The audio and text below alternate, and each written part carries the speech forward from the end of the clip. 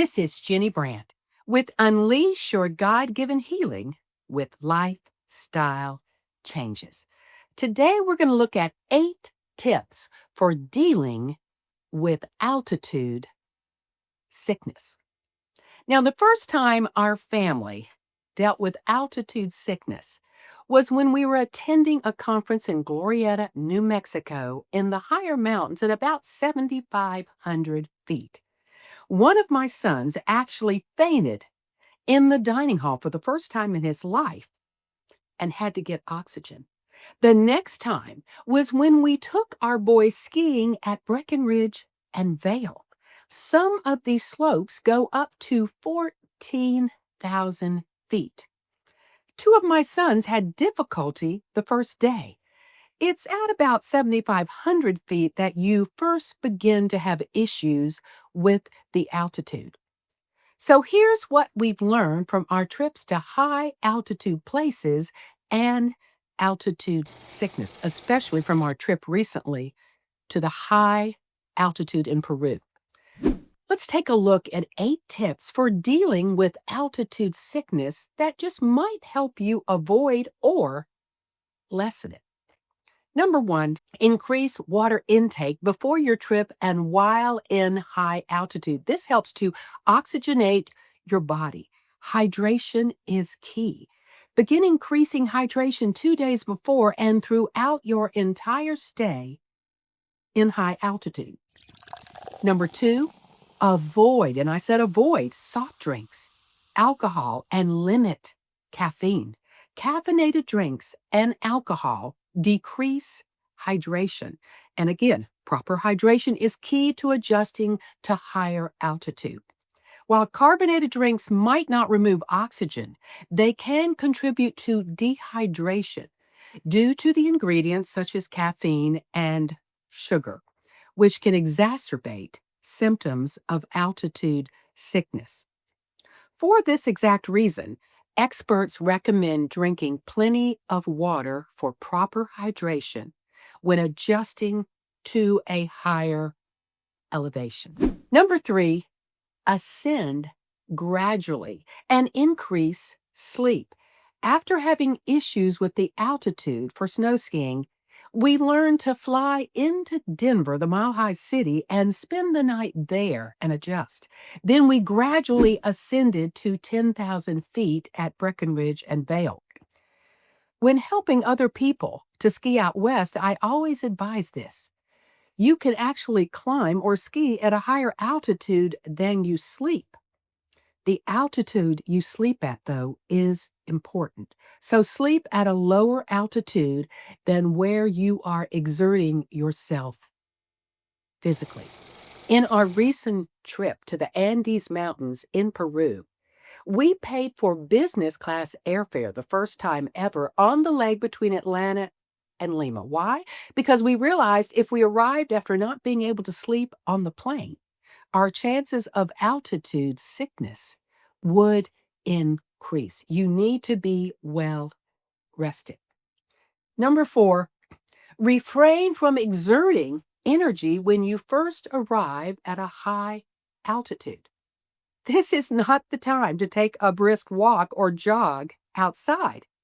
Take it easy the first 24 to 48 hours as your body is adjusting. If you do this too soon, you'll be out of breath and grasping for air. We never ski or hike in the first 2 days while acclimating to a higher elevation. Again, in our recent trip to Peru, we waited 2 days before attempting to hike in this high altitude area. Number 5, use Ginkgo Biloba. This can be brought as a tincture or in capsules.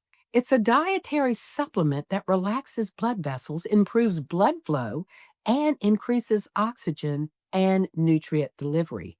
I used the tincture 2 days before, and while I was at higher altitudes up to 12,500 feet. Yes, we hiked at 12,500 feet. Number 6, drink coca tea. This herbal tea is readily available in many places in South America. Our hotel had it brewing all day and available in the lobby for all to partake of. While cocoa leaves and cocoa tea are legal and widely available in many South American countries, their importation into the United States, whoops, is prohibited by U.S. Customs and Border Protection. Now, I did not know this until later. Coca has long been viewed as a remedy in the Andean culture for symptoms experienced when traveling or working at high altitude. Despite the common belief in coca, scientific research has at best shown that it is associated with modest physiological changes. Because this culture has revered coca and used it for literally thousands of years, and there are anecdotal records of travelers and explorers using it as well, it is something that can be used for high altitude. It just stands to reason there may be some advantages to using this. We drank the tea daily and even bought some of the leaves to chew while hiking. But caution, just remember to leave the leftover leaves in South America if you don't want to get sniffed out by dogs at the U.S. border. Please don't tell my pastor we were using cocaine. Let me explain. In essence, the difference between the coca leaves and cocaine is the difference between a natural, complex plant compound with a long history of traditional use and a highly refined, potent, and dangerous chemical derived from it. Coca leaves are a natural plant used traditionally as a mild stimulant and nutritional supplement, while cocaine is a highly concentrated, chemically processed, and addictive drug extracted from the coca leaves. There is a difference. Number 7, administer oxygen treatments. This is the quickest cure for altitude sickness as given to our son at that conference. Our Marriott hotel offered 15 minutes of free oxygen, and we both took them up on it immediately when we landed in Cusco, Peru at 11,000 feet. Actually, they graciously let us do it again the next day without charging us. The concierge also brought an oxygen meter to put on our finger, and both of us measured 82 to 85. We're normally 99 on that test. But the concierge told us that most people who live in Cusco never get much past 90 on that pulsometer meter. Wow, what a quick fix. After 15 to 20 minutes of oxygen, we were both close to 90. So if you're traveling in a high altitude area to explore and hike, check with your hotel concierge ahead of time and see if this is readily available for you. Number 8, take medications. There are both over-the-counter and prescription medications available to help with altitude sickness. It's best to check with your doctor before you leave for clearance in the first place and for how high is safe for you to go, and also for recommendations on either prescriptions or over-the-counter medications. We did not do this ahead of time and did not use, therefore, any medications, but it is something you should consider. The symptoms of altitude sickness are nausea, vomiting, headaches, fatigue, shortness of breath, and loss of appetite. We did experience mild headaches, some fatigue, shortness of breath at times, and a little bit of a loss of appetite. Because of our age, and with both of us being 70 and over, we brought a blood pressure monitor.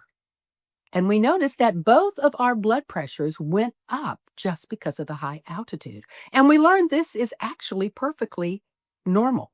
We hiked at Machu Picchu at 9 to 10,000 feet and did fine. And the day before we hiked at 12,500 feet, we were able to do that with little difficulty. But when we went back to Cusco at 11,000 feet, we had to adjust again. After doing some research, we decided to cancel our next excursion, fearing it might be pushing too hard. Our last day in Cusco was hiking to view the beautiful Rainbow Mountains. But when I realized our hike of 3 miles would be at 16,000 feet, and we did not have clearance from our doctor, we decided it was best to cancel that excursion. Broke my heart. But to jump from 11,000 feet to 16,000 rapidly might not be a good idea, especially at our age. You see, you must know your limits. And looking back, one thing we failed to do was to check with our doctor for recommendations and for clearance, something I definitely now recommend. So, what have you done to adjust to the higher altitudes that actually worked? Please share as we do learn from each other. I hope this has been helpful for you because there are so many places in this world that are absolutely beautiful, that are in higher altitudes, but we must approach these altitudes with caution. Until next time, here's to your good health, even at higher altitudes. And may God bless.